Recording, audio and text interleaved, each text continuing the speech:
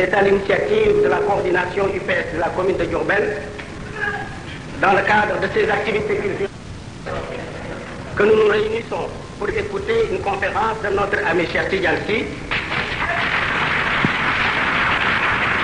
conférence que je suis heureux de présider. Vous me permettrez alors de féliciter très chaleureusement nos camarades de Diourbel, toujours présents en bonne place dans le grand combat que mène notre parti pour l'amélioration de la condition de l'homme sénégalais. Est-il besoin de vous présenter les conférenciers? Sans doute pour respecter l'usage, car Cheikh Tidiane Sy n'est pas un inconnu. Il est né à Tivaouane d'une grande famille, dépositaire d'un immense héritage culturel islamique qui confère à sa ville natale son rayonnement. Son père, prestigieux et vénérable Cheikh Tafsir el-Coran, fut responsable des années durant de la préservation et de la défense de cet héritage spirituel. Élevé dans la pure tradition de sa famille, Cheikh Tidiane Sy entreprend dès sa jeunesse la quête du savoir. D'abord, il apprend le Coran, parole de Dieu. Précoce et d'une intelligence extraordinaire, il étonne et émerveille ceux qui l'approchent. Au fil du temps, il élargit ses connaissances et très rapidement acquiert la maîtrise de la langue arabe indispensable à la compréhension des fondements et de la doctrine de l'islam. Dans le même temps, toujours poussé par son désir irrésistible de percer le voile de la science, il apprend le français et l'assimile sans difficulté. Désormais, il est suffisamment armé pour assurer dans un monde en perpétuelle évolution la continuité de la grande mission de salut assignée aux siens. Père l'aimait beaucoup, lui témoignait d'une confiance sans limite que d'aucuns, mal avertis, considéraient comme une marque de faiblesse du calife à l'endroit de l'un de ses plus jeunes enfants. En vérité, le sage avait reconnu en ce fils son successeur spirituel et le destiné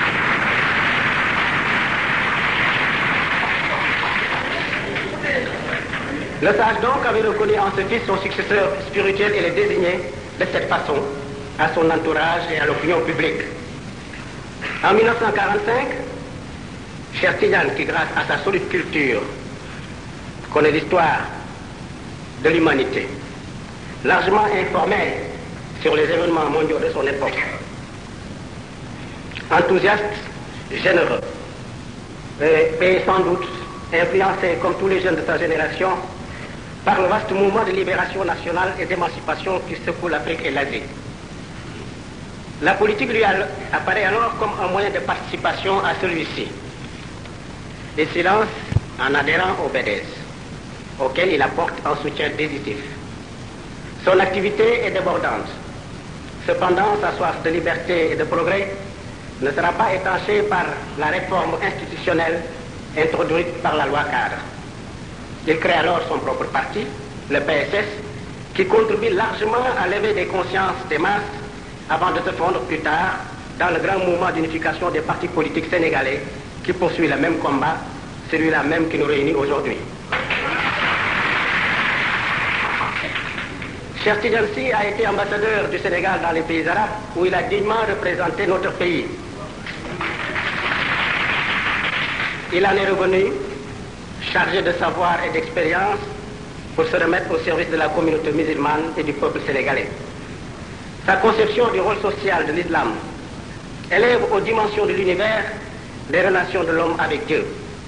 Et comme un faisceau lumineux qui pénètre les ténèbres, sa pensée profonde bouscule et détruit traditions et mythes pour porter un éclairage sur l'avenir de l'homme qui libère dans une certaine mesure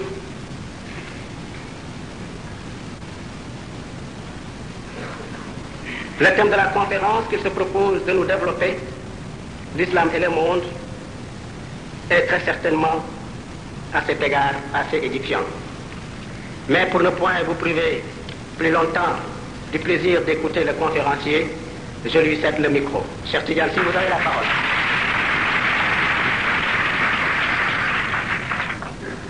Assalamu alaikum wa rahmatullahi ta'ala wa barakatuh.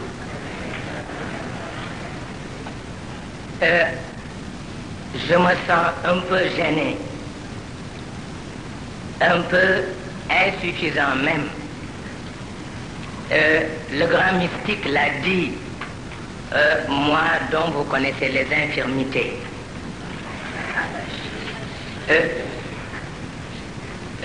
Compte tenu de l'importance que j'attache à cette déclaration que vient de faire le président Magatlo. Le président Magatlo, c'est à la fois un frère, un ami et un compagnon de lutte.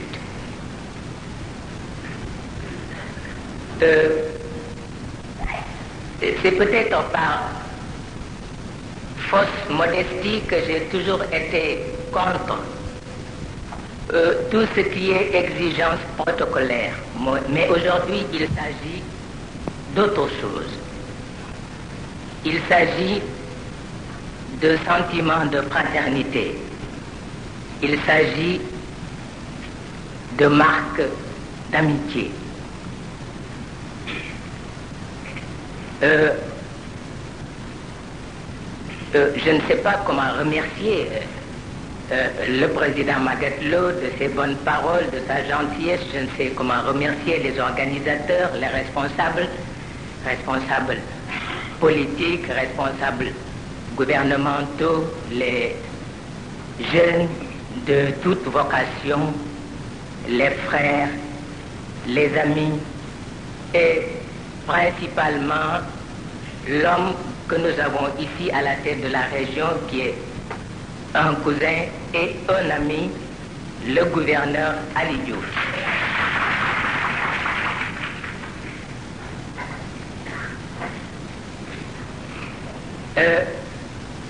Je suis vraiment très touché et très fier de tout ce qu'a dit ici Magatlo, et cela sans pour autant oublier que l'homme n'est autre chose qu'élément de synthèse et que l'humilité et que seule l'humilité reste non seulement le fondement mais la signification de sa grandeur. Je profite de l'occasion pour adresser un salut plus que respectueux au calife général de la confrérie mouride, au digne chef religieux qui l'entoure, à tous nos frères de l'islam, de la confrérie Tidjane, de la confrérie Qadir, de la confrérie mouride. Nous disons à tous merci et Allahumma al-mukhlisin. Et vous excuserez cette petite audace. Vous le savez, je ne suis pas intellectuel de langue française, je suis arabisant, mais je suis avant tout un Sénégalais. C'est-à-dire enfant d'un pays où le français reste la langue officielle. Et quelqu'un l'a déjà dit, qui connaît un Sénégalais connaît quelque chose de son frère de la métropole. On est à la fois sénégalais et français, il faut le dire tout de suite. D'autant que nous avons à la tête du pays un homme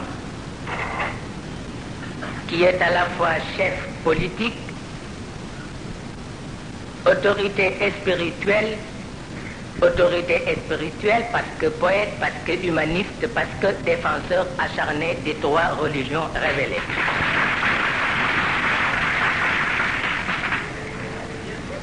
Un homme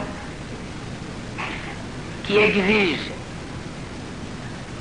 que tout Sénégalais ait accès aux différentes expressions, aux différents modes de pensée, afin qu'un jour, même lointain, l'unité linguistique et culturelle de notre genre puisse être réalisée. Raison pour laquelle d'ailleurs je viens vous parler aujourd'hui de cette vieille chose. De cette vieille chose qui s'appelle religion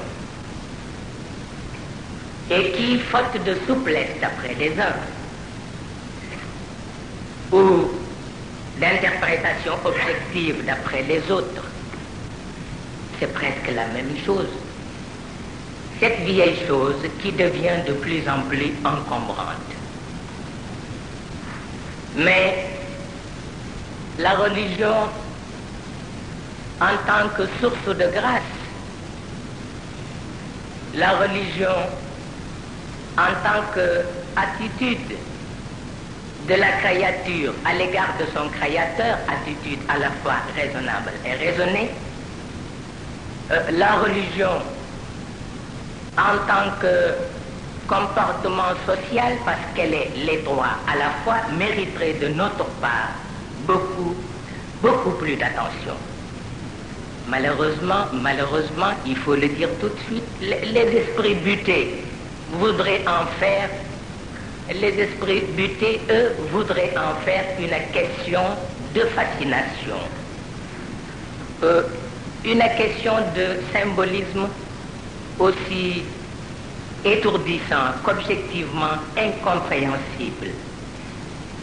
Mais je crois que l'essentiel, c'est de mettre l'accent sur ce que l'islam appelle al-haqa'iq al-kubra,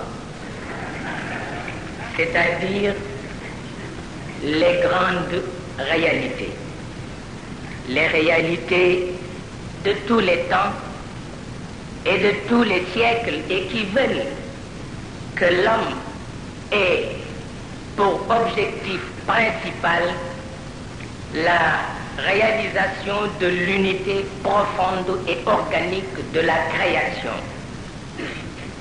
Le Coran l'a bien dit, si Dieu se plaît à faire de ce monde un monde médiateur, c'est qu'il a bien voulu mettre à l'épreuve certains éléments par et à travers lesquels se manifeste la grande masse des réalités.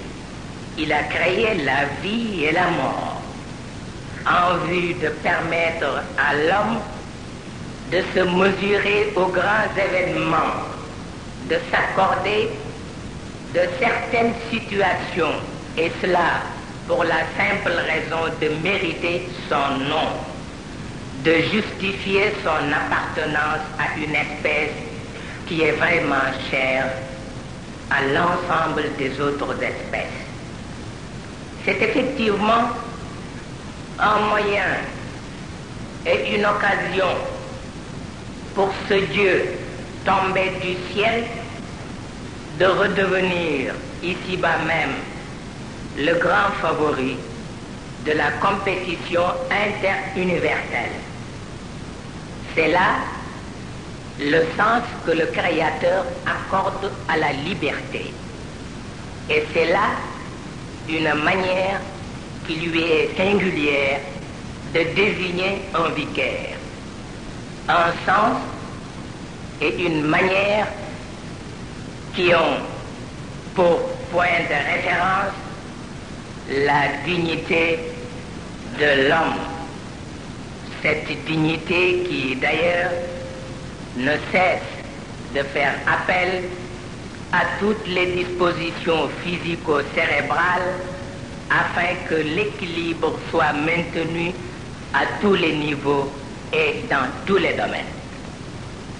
C'est l'âme avec son inclination au sacré, c'est l'intelligence avec sa soif de découverte, c'est l'esprit avec ses ressources inépuisables, c'est la passion plongée dans une quête perpétuelle d'approfondissement et de divertissement. C'est le corps avec son légitime besoin d'aliments nutritifs et c'est enfin l'homme, instrument de mesure, qui est toujours là pour en assurer équitablement la répartition. Sinon, tout devient obscurité dans le plus obscur des mondes. L'on sait l'importance que Dieu attache au maintien et à la sauvegarde de l'univers par ses principes d'équilibre. Vous l'avez vu dans le Coran. Ar-Rahman, allama al-Qur'an, khalaqa al-insan, allamahu al-bayan, الشمس والقمر بحسبان والنجم والشجر يسجدان والسماء رفعها ووضع الميزان. C'est l'équilibre. C'est l'équilibre entre Dieu et la création. Il s'agit non seulement d'organiser la vie, mais plus précisément d'éterniser la vie par une action rémunératrice et permanente. Il s'agit d'aimer l'action en vue de rendre culte à Dieu. Il s'agit enfin d'ériger la conscience en centre d'attraction où tous les jeux de perfectionnement sont autorisés. Le prophète de l'islam l'a dit, en toute chose, et pour la réalisation de toute entreprise, Dieu exige une technique plus que perfectionnée, ce qui signifie que Dieu est loin d'être un élément de recul dont la seule préoccupation est de remuer les brasiers de l'enfer. Ce qui est malheureux pour le musulman sénégalais, c'est qu'il a toujours tendance à confondre l'islam et les saints piliers qui d'ailleurs et heureusement n'en sont qu'un emblème.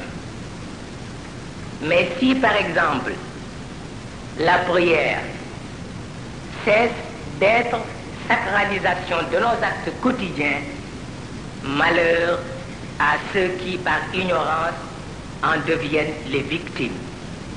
Car la prière est à l'âme comme l'engrais à la surface du sol. Ou il l'améliore, ou il l'écrase, c'est une question de dosage, une question de discernement, c'est surtout une question d'éducation mystique. Or, l'islam est tout un système éducatif, à la fois politique, social et religieux.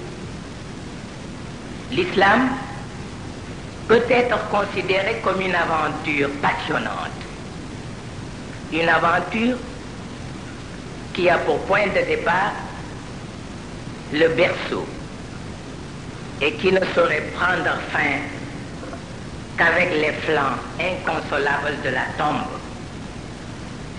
Dans ce système et à travers cette aventure, l'homme se cherche en cherchant ce qui constitue son affinité avec les grandes réalités. Les exigences de la modernité n'en sont qu'un aspect, mais un aspect dont l'éclipse porterait atteinte à la conscience de l'univers. Les exigences de la modernité n'en sont qu'un aspect. Ça, on le sait, mais un aspect très important. Un aspect dont la disparition porterait atteinte à la conscience de l'univers. Un de mes aînés marabouts m'a dit ceci: vous aimez trop le monde pour mériter la confiance de Dieu. Je lui ai répondu alors: vous détestez trop le monde pour mériter le vicariat de Dieu.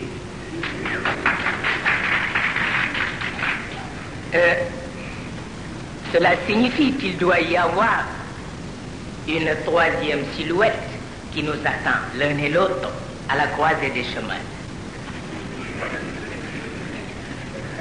Et c'est la fameuse loi du juste milieu dont nous parle souvent le grand Cheikh Ahmed Tijani. Toute la question est là, où c'est Dieu qui est créateur de toutes choses, ce qui indubitablement invite à voir en toutes choses l'image de son omnipotence, où Dieu n'est qu'un pur subjectivisme, en face duquel toute objectivité doit être bannie.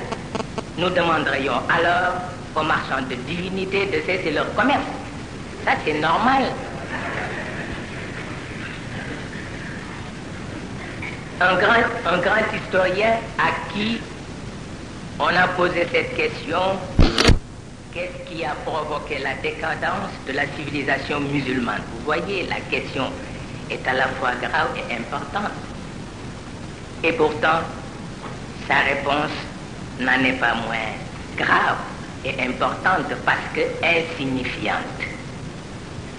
Il dit: parce qu'il y avait absence de charbon. C'est la cause de la décadence de la civilisation musulmane.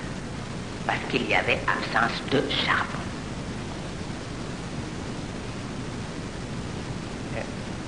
Insignifiante mais importante. Cela veut dire qu'il suffirait d'écarter l'un des principaux éléments qui composent la nature pour précipiter la chute du monde. Je crois que le problème est beaucoup plus sérieux que ne le devinent les musulmans eux-mêmes. Il s'agit avant tout de mériter l'héritage à la fois religieux et socio-culturel légué aux musulmans par Sayyidina Muhammad. Je vous le laisse, avait-il dit à ses compagnons de lutte. Je vous le laisse. L'essentiel est que vous en soyez dignes. Il s'agit de libérer l'islam des contraintes tendant à l'asphyxier. Il s'agit surtout d'écarter les fausses interprétations qui risquent de compromettre dangereusement son existence. C'est très beau, c'est tellement beau d'entendre le Coran nous dire le verbe sublime et délicat lui est destiné. Mais c'est l'action innovatrice qui lui sert de véhicule. C'est là, en résumé, toute la signification de la mission mahométane. Maîtriser le verbe de sorte qu'il reste le fondement du dialogue entre créature et créateur, dialogue entre les hommes, dialogue entre la société et la nature. Mais que ce dialogue soit authentifié par une action concrète et parfaitement réaliste. L'exemple du roi David est là, fourni par le Coran, agissait en guise de reconnaissance. Il n'a pas dit crier comme on fait aujourd'hui dans les mosquées, dans les réunions religieuses. On crie, on n'agit pas. Mais Dieu a dit à la famille de David, agissez en guise de reconnaissance. S'il est tentant pour un sous-développé d'être à la fois bavard et maladroit, il n'en est pas moins vrai que les incantations n'ont jamais fait le bonheur des dieux.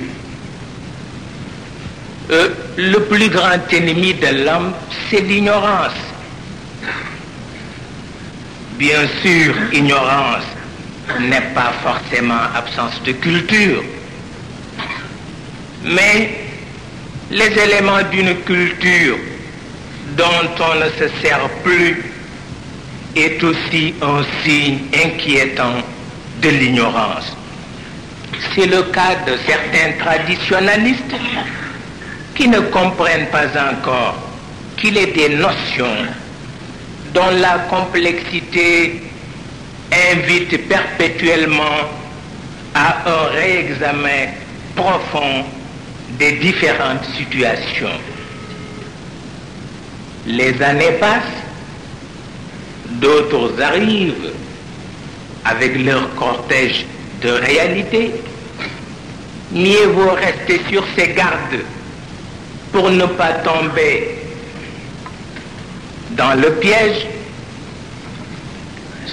Soyez partisans de Dieu, nous dit le Coran, c'est-à-dire nous conformer à toutes les lois dont dépend essentiellement la marche des choses.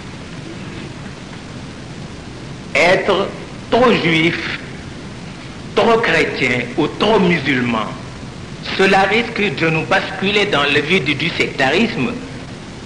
Soyez partisans de Dieu si vous voulez vivre en paix. Sûrement, ce qui se passe à Jérusalem et à Belfast exige une autre explication. Le rapport des sages de l'OUA est là pour en apporter une preuve. Aux habitants de la planète Terre de savoir ce qu'ils veulent. Dieu n'a-t-il pas mis à leur disposition tous les moyens nécessaires pour la sauvegarde de leur unité? Évidemment, concevoir un monde sans obstacle, serait ignorer la nature même des choses. Mais qu'il me soit permis de préciser ici, de proclamer solennellement que les événements historiques qui ont tant secoué le monde n'ont qu'une incidence symbolique sur les grands principes que la voix du prophète n'a cessé d'enseigner et de vulgariser.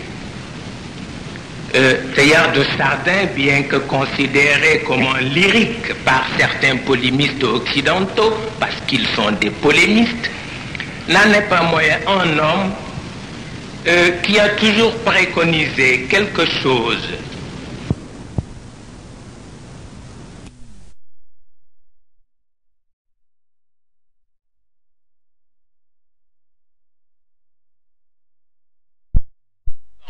d'effacement, de caricature.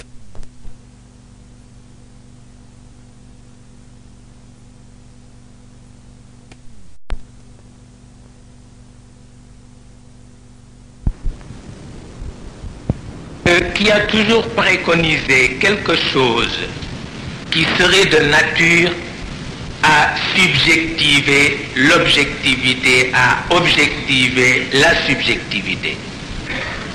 Malheureusement, certains Européens et spécialistes de l'islam noir ont tendance à imputer la situation d'une certaine catégorie de musulmans à l'esprit rétrograde de la culture musulmane, alors que cette situation est due plutôt à cette coïncidence qui veut que l'Occident soit héritier naturel de l'Orient et de ce fait continuateur des conquêtes qui ne pouvaient avoir comme conséquence immédiate que la soumission de tous les hommes et de tous les pays à cette nouvelle loi qu'on appelle colonisation ou colonialisme. Pour le Sénégal, les colonisateurs n'ont jamais admis qu'un marabout fasse autre chose que de rester marabout, avec ce que cela comporte d'effacement, de caricaturisme et de farce. Mais que voulez-vous? Est-il permis à tout le monde de se déclarer héros face à un tel arsenal de dépersonnalisation? D'autant qu'il s'agit ici de colonisateurs, de colonisés, cela n'a rien à voir avec l'islam. Au cours d'une causerie à l'université de Dakar, j'ai attiré l'attention des jeunes sur la nécessité d'organiser le plus fréquemment possible des conférences destinées à inculquer au milieu maraboutique quelques principes dont ils ont besoin pour s'adapter aux réalités politiques, économiques et sociales de notre temps. Les marabouts ne sont-ils pas partie intégrante de la société sénégalaise? Et pourtant, il faut que les marabouts acceptent. Il faut que les marabouts acceptent une telle initiative. Je suis loin d'ignorer les craintes qu'une telle entreprise pourrait susciter dans ces milieux maraboutiques. Mais comme j'en parlais l'autre jour avec un jeune chef religieux, parce que dans ce pays tout le monde est chef religieux,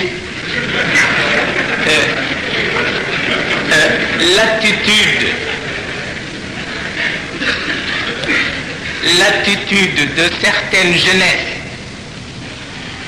qui consiste à critiquer sans pour autant apporter sa contribution à la reconversion des mentalités devient de plus en plus inquiétante.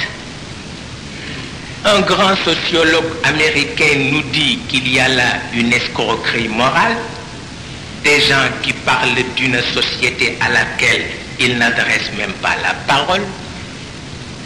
Je l'ai dit quelque part, il est 10 fois plus facile d'être dispensateur d'injures que d'être contestataire de vocation. La contestation, qui est considérée par les grands de la pensée comme la conséquence d'une découverte inaliénable, la découverte d'une seconde vérité, cette contestation ne saurait servir de prétexte à des agissements plus ou moins douteux, plus ou moins condamnables. Face à cette seconde vérité, la révolte des jeunes et l'amertume des parents doivent être soumis à la rigueur d'une psychologie, la psychologie des profondeurs. Pourquoi les jeunes d'aujourd'hui sont-ils si différents physiquement et moralement de leurs parents? De nombreux penseurs européens et américains ont essayé de répondre à cette question. Il s'agit de permettre à la génération montante de vivre la troisième grande révolution de l'humanité.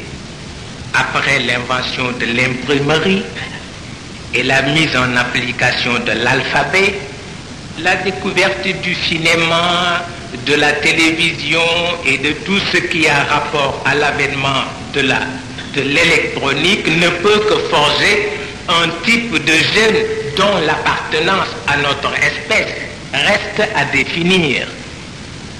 Dans le continent européen,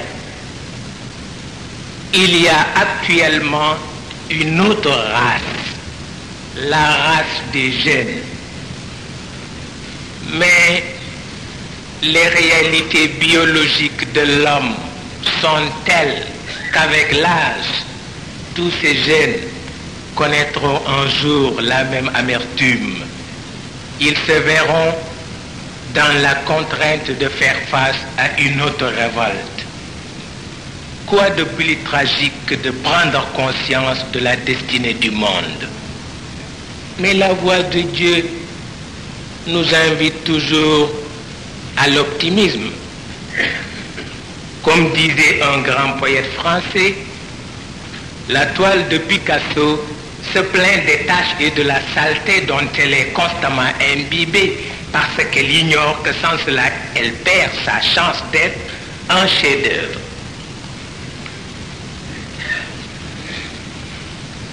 Mieux vaut accorder un autre sens à la vieillesse et à la mort. La vieillesse est faite de beauté, la mort est faite de majesté, disait un poète sénégalais.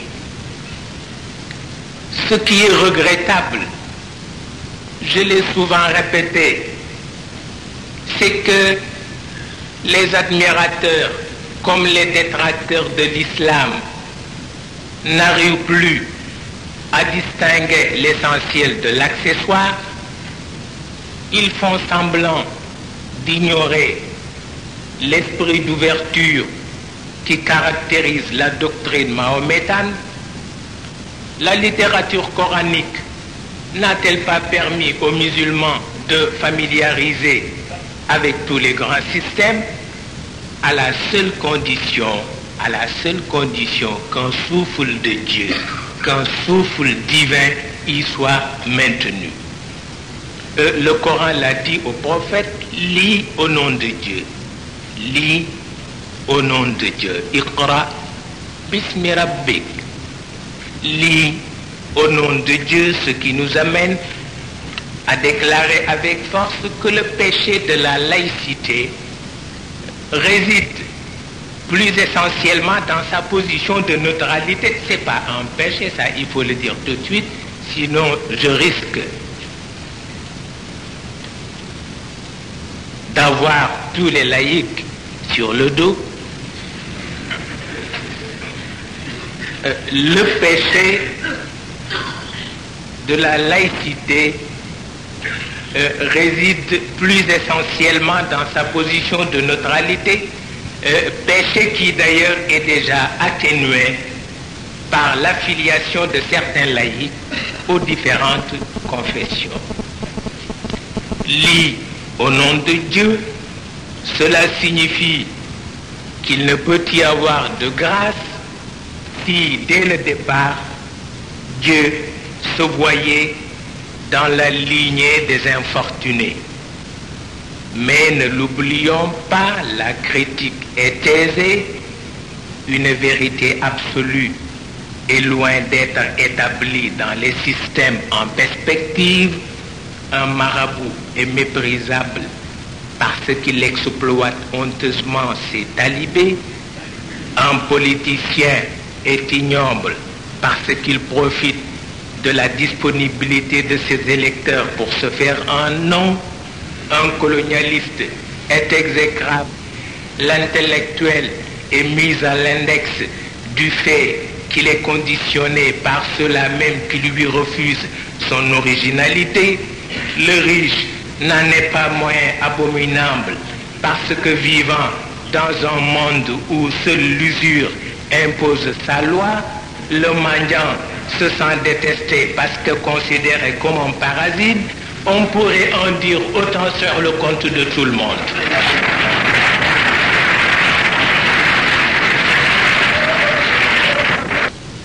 C'est que les grands de la critique rejettent parfois sur autrui leurs propres doutes. Les doutes qui peuplent leur subconscient. Il s'agit d'une maladie dont la ténacité dépasse largement la compétence des psychanalystes. Notre monde est plein de fous.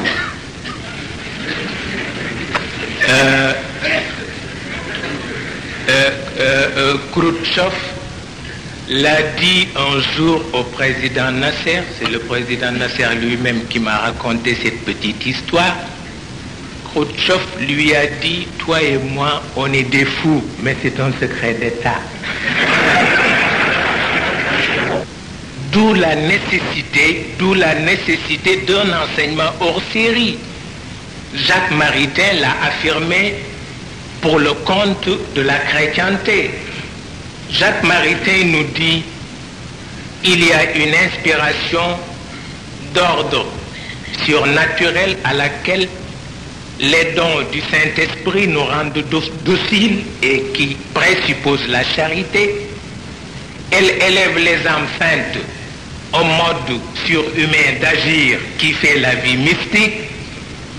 Mais dans l'ordre naturel aussi, il y a une inspiration spéciale qui, elle aussi, est au-dessus de la délibération de la raison et qui procède, comme le notait le grand philosophe Aristote, de Dieu présent en nous. Le Coran nous dit ceci, c'est un bout de lumière par lequel Dieu oriente ses grands serviteurs, d'où ce que les Occidentaux appellent le secret des réussites périlleuses. Ce qu'il faut retenir ici, c'est qu'il y a mysticité et mysticité. Les hippies sont-ils, oui ou non, satisfaits de l'aspect caricatural d'un certain mysticisme? Je n'en sais pas encore grand-chose, mais je crois que le danger qui menace notre existence, c'est surtout l'absence de ce qu'on appelle le dialogue. S'il est amusant de passer son loisir à formuler des critiques, il n'en est pas moins évident que le dialogue reste notre unique chance pour éviter des heurts plus que nuisibles à l'organisation de notre cité. D'autant que, face aux grandes options, l'homme ou les hommes se scindent en plusieurs parties. Il y a des admirateurs, il y a des détracteurs, il y a des ceci, il y a des cela. Ce qui fait rire, c'est que Lord Belford, un historien anglais que vous connaissez, nous dit de Mustafa Kemal Pasha qu'il était chef de brigand. Alors que son homologue, Sir Charles Harrington, affirme qu'il n'a jamais rencontré un homme qui ait une vue aussi claire de ses objectifs et qui soit aussi décidé à les réaliser. Les gens disaient aussi de Mahomet que ces soldats étaient des fanatiques, alors que les autres, parce que admirateurs, reconnaissaient une chose, qu'il ne peut y avoir de soldats aussi résolus, aussi parfaitement disciplinés. C'est une question d'appréciation. Un détracteur est toujours prêt à dire des balivernes et à verser des invectives. Mahomet, que l'on connaît avec son Coran et ses 600 millions d'adeptes, est loin d'être un simple fanatique.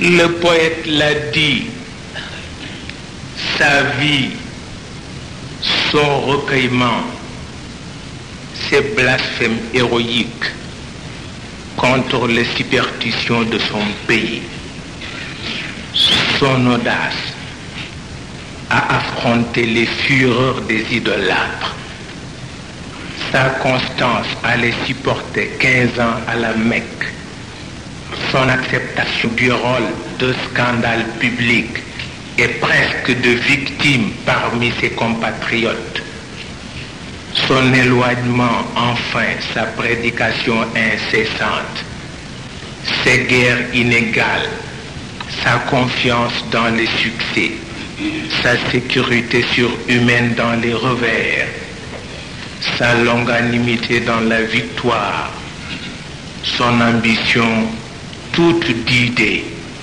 nullement d'empire, sa prière sans fin, sa conversation mystique avec Dieu, sa mort et son triomphe après le tombeau attestent plus qu'une imposture, une conviction.